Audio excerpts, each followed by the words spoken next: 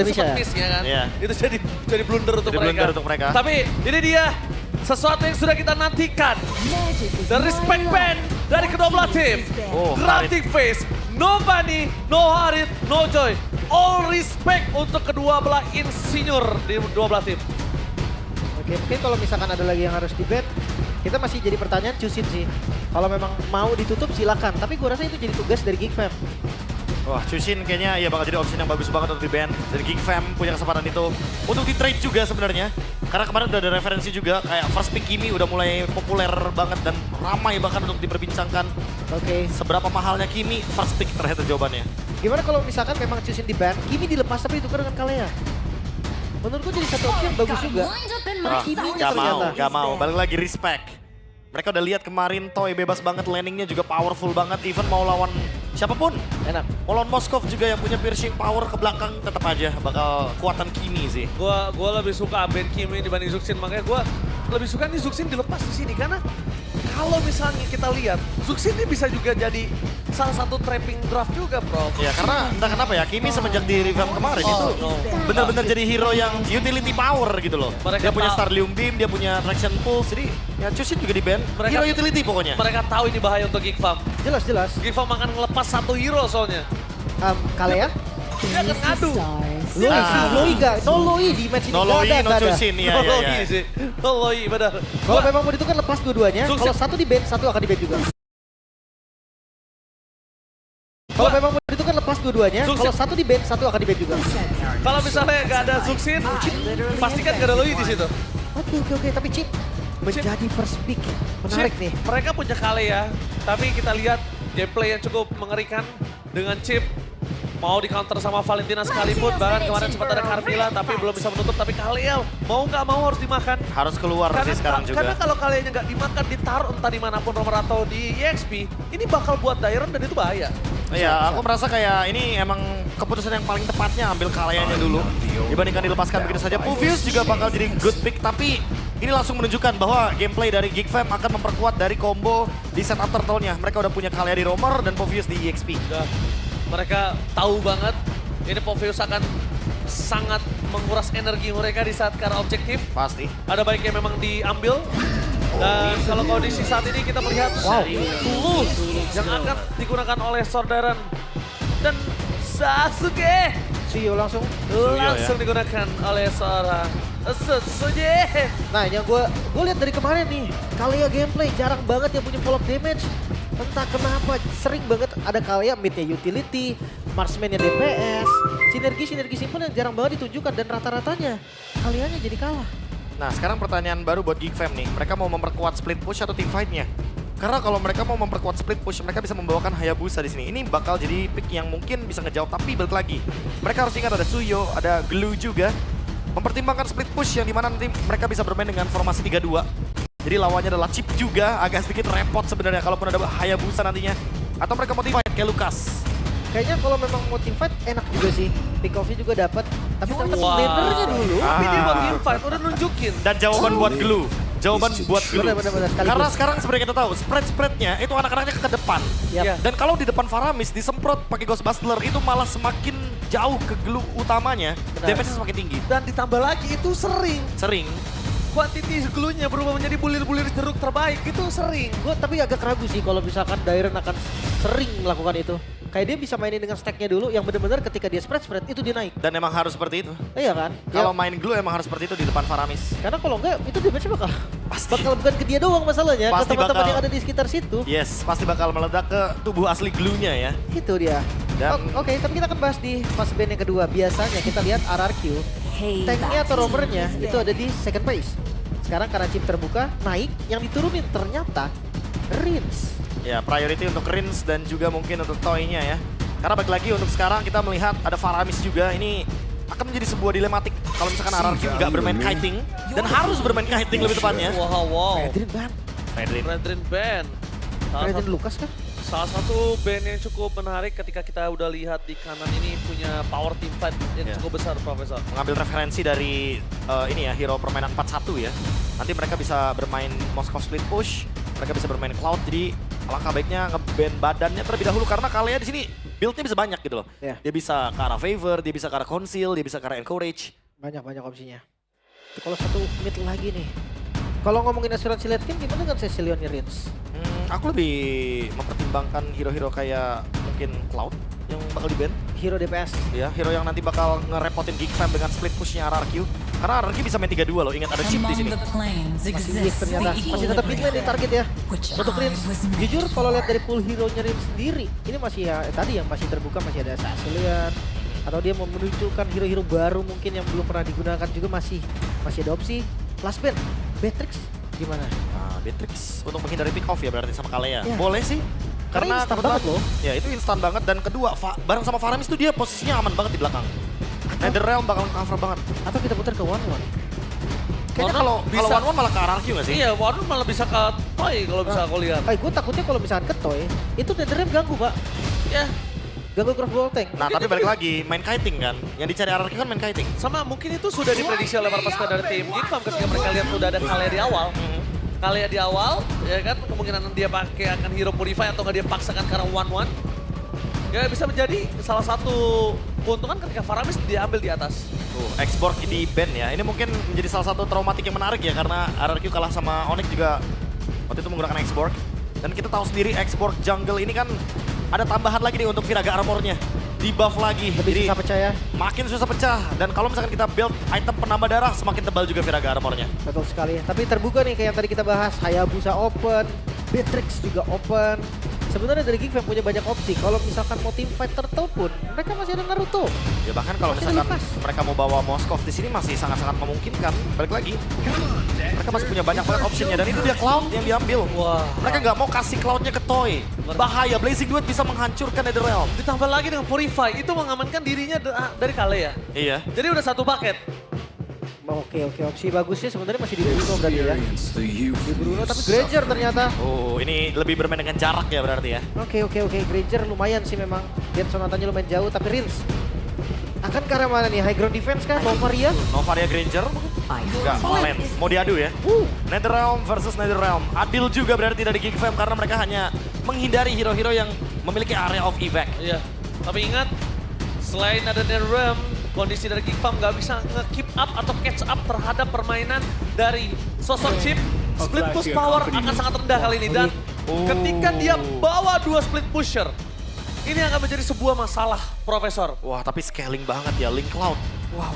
Ini Ini nekat sih. tinggal dibalainya. Gimana cara dia ngebawa ritme tempo ini? Dia berhasil nge-stretch game ini karena minta atau enggak? Ya, buka ruang ya. Iya, kalau dia nggak bisa nge-stretch game ini, dia udah dilipet sama RRQ Tapi gue dengan rasa cepat. agak tetap susah sih ngelihat match up-nya Chip dan juga Valen gitu kan. Kalau misalkan Nova tadi mungkin ya gue bisa percaya dengan itu. Tapi ketika ada Valen, ini kayaknya temponya harusnya akan terus naik dari RRQ. Udah pasti, early engage, apalagi duo mid-nya kuat banget. Kita tahu sendiri, Valentina dia bisa melakukan zone out terutama terhadap Faramis. Even lawan match-up-nya kali ini menggunakan flicker dari Aboy. Harus lebih berhati-hati karena nantinya di level yang keempat tentu team fight akan semakin lebih menarik di area turtle dengan 2 Netherrealm. Mari kita saksikan The King Slayer versus Kings of Kings dan Apple Arena. Mana tepuk tangannya? Let's go to the land of town. Match pembuka di game yang pertama. Akankah Geek Fam kembali mendapatkan title mereka? Kingslayer Yes. atau malah tiket playoff pertama yang sold out untuk RRQ? Yes, tentunya tiket pertama akan sangat cukup mahal, tapi dibalik ini semua kondisi dengan adanya flicker di tangan Toy menjadi sebuah informasi yang mungkin bisa membuat Baloyski akan lebih melakukan aksi tambahan. Dan kita tahu Baloyski salah satu player yang sangat berani lane. Ya, tapi kalau kelihatan dari jalannya sih, dia akan coba untuk ngebantu dulu. Karena kita tahu Link ketika pattern pertamanya diganggu, itu udah susah makan takut. Dan bukan hanya pattern pertama, itu bisa jadi di pattern tengah loh. Pattern tengah dia udah mulai kena sedikit slowdown dari junglingnya dan juga seluruh purple buff-nya. Itu berat banget. Dan bahkan Jok di depan sana mencoba untuk membuat seorang Baloyski sedikit terpressure. Informasi yang cukup mahal tadi ketika ada sosok seorang Sojin sudah dapetin Little Wonder. Membuat Baloyski, oke, relax, tenang. Karena Aboy udah kehilangan flickernya. Ini gak baik banget untuk mereka untuk memaksakan keadaan. Aboy kekurangan stakingnya ini juga berbahaya. Ya harus, ya secara nggak langsung harus galak ya untuk mid lane-nya. Tapi untuk Emblem nih, fatal. Ya biasa ya untuk Link. Tapi ini ada Warcry juga. Make sure damage-nya akan cukup nanti ketika ada team fight. Untuk 1 lawan 1 juga bisa diunggulin. Oke, bakal coba dibalaskan kembali di sana. Langsung ada Makins dengan sudah level 4 memburi satu damage yang sangat sakit. Tapi nampaknya tidak mau langsung di all in. Apa sih? Lebih ke nggak boleh sih. Tempest of Blade lebih nggak bisa di commit di awal. Karena itu bakal berpengaruh sama Turtle. Oh, tapi Pawlowski belum punya Tsunami Slam. Di depan sana bakal coba ditangkap. Perpasukan dari tim Geek Farm. Mereka memberikan sedikit informasi kalau ada baiknya lepaskan memang untuk di atas kertas dari BMKB. Dapetin Purple dulu diberikan di Arko masuk ke arah Turtle. Flicker. Dibandingkan harus kehilangan Purple itu nggak wise banget, Lim. Oke, tapi nampaknya tim fight akan cepat terjadi. Pawlowski di depan sana. Dapat di kontes! Retribution from Makins! What a takeover! Dan lihat dengan dua Nether Lamp yang terpisah membuat para pasukan dari tim Geek Farm masih terlalu kuat. Pawlowski terperangkap sama ada following up damage membuat seorang Terran kali ini harus mendapatkan 1 poin kill kah. Dan Tepas outplay from Geek Farm berhasil mendapatkan poin kill yang sangat mahal. Dan itu dia. Satu retribution yang sangat berarti untuk para pasukan dari tim Geek Farm. Karena Link dapetin Turtle di awal dengan head to head Suyo. Itu sangat sulit, bahkan tidak ada di dalam kertas kita. Itu dia dipegangin tadi kayaknya B ya. Nggak Iya. bisa retreat satu-satunya. Dan ada perbedaan level juga ya, walaupun ada Soul Save Retribution. Tapi ini langsung ngebuka window yang luar biasa luas ya, karena lihat Linknya langsung dapetin level yang lebih optimal dibandingkan dengan Suyo. Ini membuka potensi juga buat Makits nanti akan lebih leluasa ketika di menit yang kelima ingin melakukan split push. Dan ini juga ngebuka ruang buat Geek Fam karena power pick off-nya jadi meningkat. Mereka punya damage, mereka punya Pawlowski juga dengan Tsunami Slam. Tinggal cari target aja sekarang. Oke, mereka mencarikan target ya. Tapi kalau prediction kali, oh my god! Oh, Caster RRQ, English Caster, what happened Mirko? Oke, ini agak cukup jarang, kita cukup kompak kali ini. Dan bisa dibilang dengan era Kingslayer yang sedang bangkit di posisi kedua, bisa dibilang Geek Farm harusnya punya satu suara minimal dari para caster, tapi RRQ atas kemenangan di laga yang sangat berat kemarin membawa mereka mendapatkan 6 voting dari 6 caster yang semuanya menuju ke RRQ. Tapi langsung ada Tsunami Slam pas di depan sana, tidak ada jalan untuk pulang untuk Darren K, tapi nampaknya terlalu keras dengan damage dari turret. Sekalipun belum bisa menutup jalan para pasukan dari tim Geek Farm. Tapi yang cukup berbahaya kali ini dengan adanya Turtle di arah top lane. Ini menandakan satu buah perperangan di arah Golden yang berbahaya, Lin. Ini yang sempat tadi gue bahas KB kan, follow up damage. Itu yang susah banget. Kelihatan tadi kan Tsunami Slam. Siapa yang mau follow untuk sekarang, B? Iya, kayak masih belum ada kan, karena balik lagi 2 hero scaling. Ada Cloud, ada Link. Butuh waktu yang butuh lama untuk bisa di follow up tentunya. Oke, tapi kali ini kalau mereka kembali lagi harus kehilangan Turtle yang kedua, Kadera ini akan lebih strong di laningnya. Lihat, udah dibantu sama sosok seorang idok aja. Kadera masih terlalu kuat di depan sana.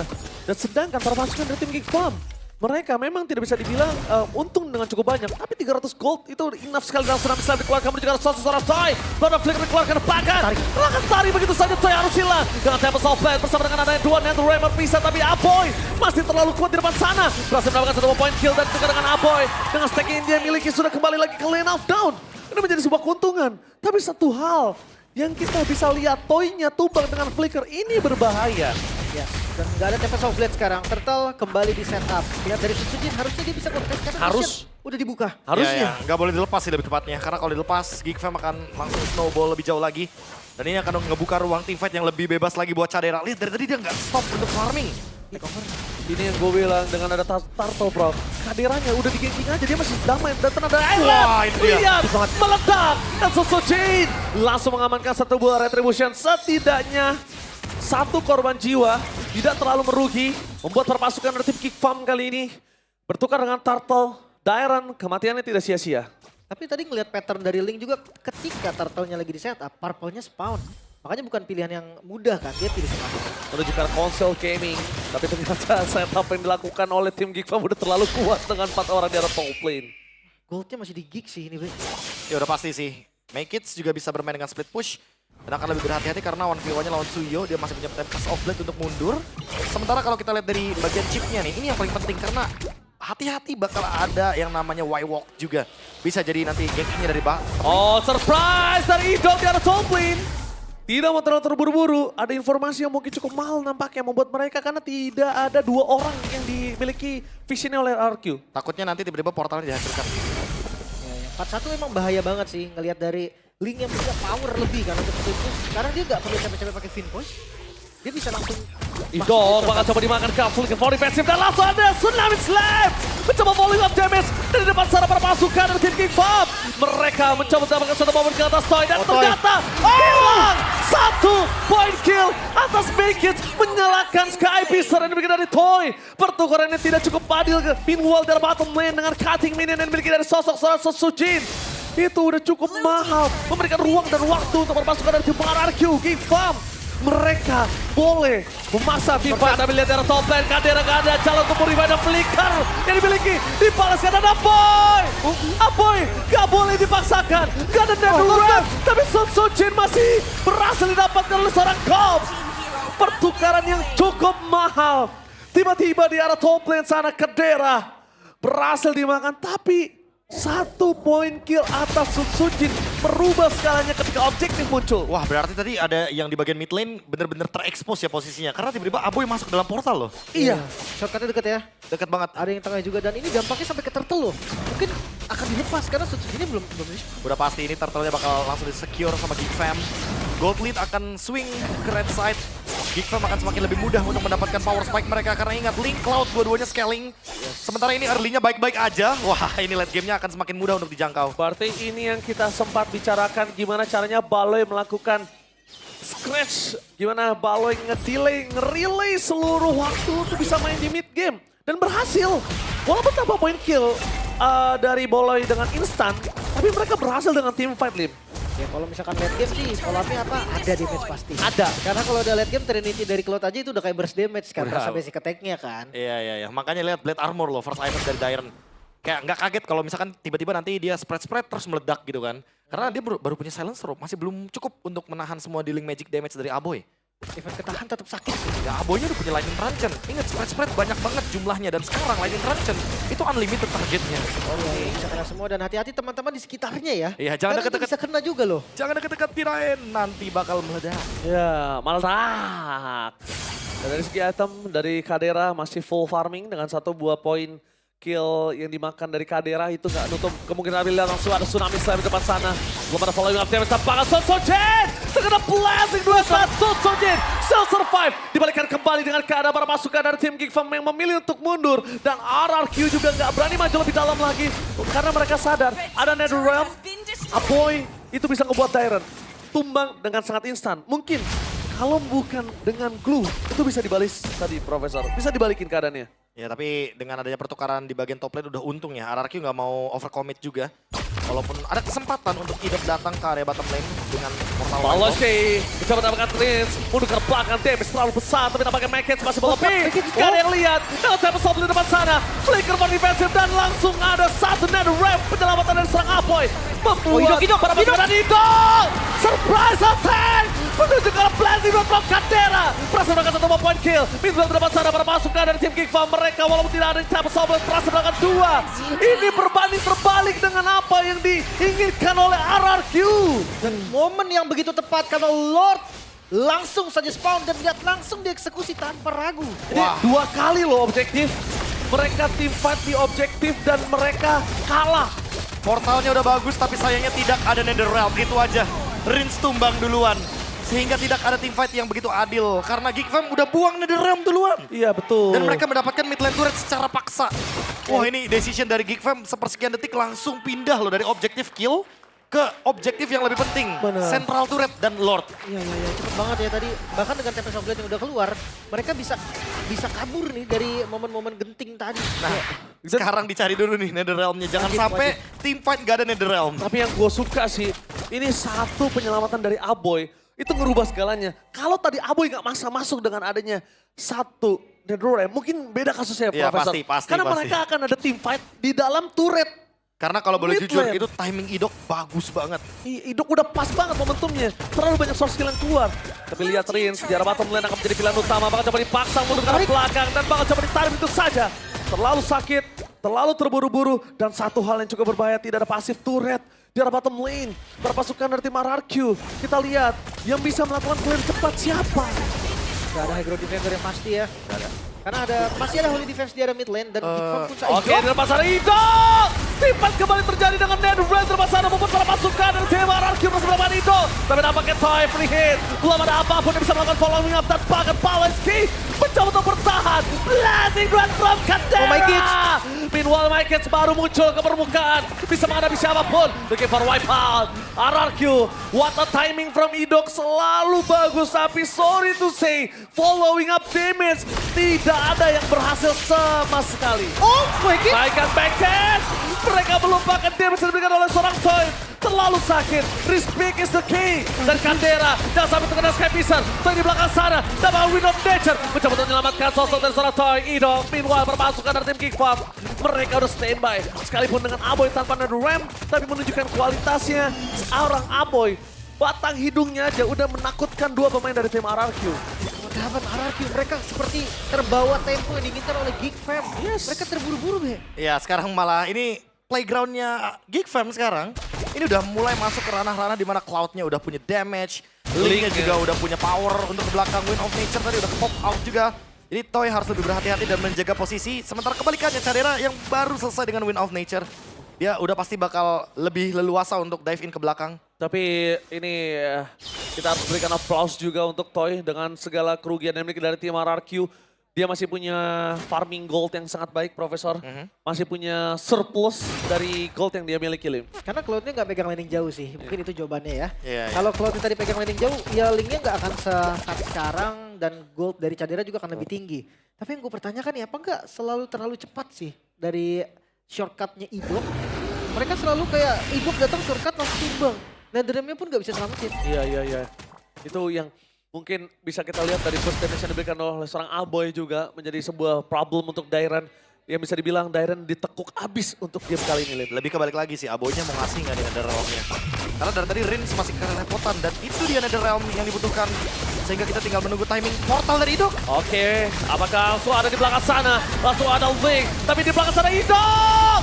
Berhasil membuka portal tapi tidak bisa diselamatkan oleh Rin. Meanwhile make it one by one situation dengan sosok seorang Toy. Divide terjadi, berhasil mendapatkan setengah blessing to it. Dan lihat, looking for wipeout. Ini bencana! Red Dragon count. Di game pertama benar-benar diluluh tangan wipeout. The King Slayer berhasil mendapatkan game pertama. Crimson and RRQ kembali lagi ke lane up dan di season yang ke-15. Yap, game pertama untuk Geek Fam. Apakah identitas dari Geek Fam mulai kembali? Apakah era dari pilar baru RRQ bisa dihentikan dan membalikan title King Slayer? Bisa dibuktikan lagi di game selanjutnya. Tapi di game pertama clean.